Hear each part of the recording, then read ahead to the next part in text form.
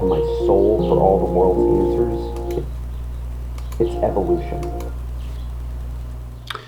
I'm trying to weigh my options on what I have time for. Once in a while, I just kind of want to highlight a sort of a forgotten video. And because of yesterday's topic, it really got me thinking of different videos that I've done in that style. And I sort of forgot about one that I did on brain worms. It was about 2 years ago, shortly after I got back from Costa Rica. So I was sitting on all this beautiful footage of Costa Rica, specifically drone footage of Costa Rica. And I was trying to figure out what to do with all of it because I had already made the daily videos, but I wanted to incorporate it more. But I was also inspired by sort of the, don't drink the water because there's stuff that'll make you sick. Like that concept was fresh in my brain. And I heard on a podcast about these brain worms. Anyways, check out this video. This is from 2 years ago. And I remember I edited this on an iPad and recorded the narration on like a little crappy clip-on mic because I think I was still traveling with the band at that time. If there is one true religion that I buy into my soul for all the world's answers, it's evolution. This brilliant and limitlessly complex process of trial and error that has populated land, oceans, and given me conscious thought. A deep interconnected biological chemistry that we are just now only understanding on a very elementary level and may never even come close to fully grasping.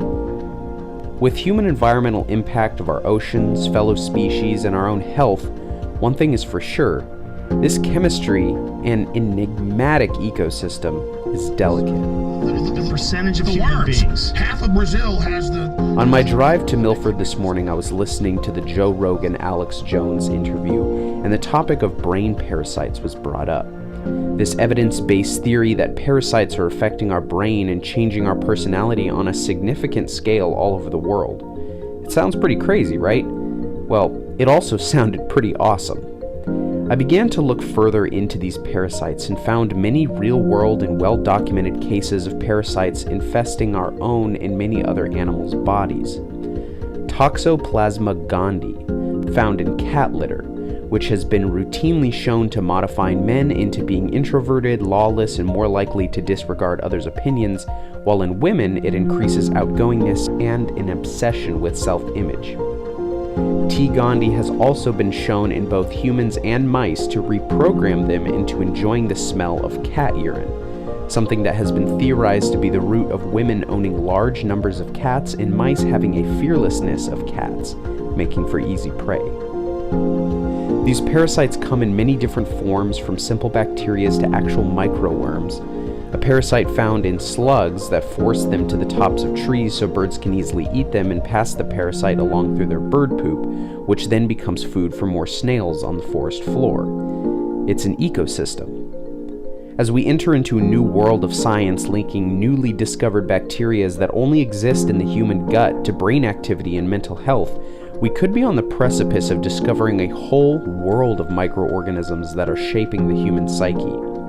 I know this sounds far-fetched, and it might be, but in the same conversation, an extensive study was brought up that took place in 2010. It found that the top 25 ranked FIFA teams were also the exact top 25 rankings of teams with the highest amount of toxoparasites found in the athletes' brains. So could these parasites make you a better soccer player? It certainly expands the acceptance of unknown chemical changes having amplified effects. I believe we will only further expand our understanding of biochemistry as people find less solace in traditional medicine and begin to turn towards prevention. Just look at the back of food labels, natural flavors, or soaps and shampoos, perfume. These are industry loopholes in revealing chemicals to consumers that have not been approved by any board but are still allowed on shelves. Axe body spray, for example, has refused to release the chemicals found in their colognes even to the face of children who have fatal allergic reactions to only Axe body spray. Our bodies are hypersensitive to changes in a system crafted over hundreds of millions of years that has just now, in the last 100 years, been bombarded by synthetic and very powerful chemicals not found in nature. Maybe it's nothing to worry about, but either way, its potential is humbling and fantastically stimulating to the imagination.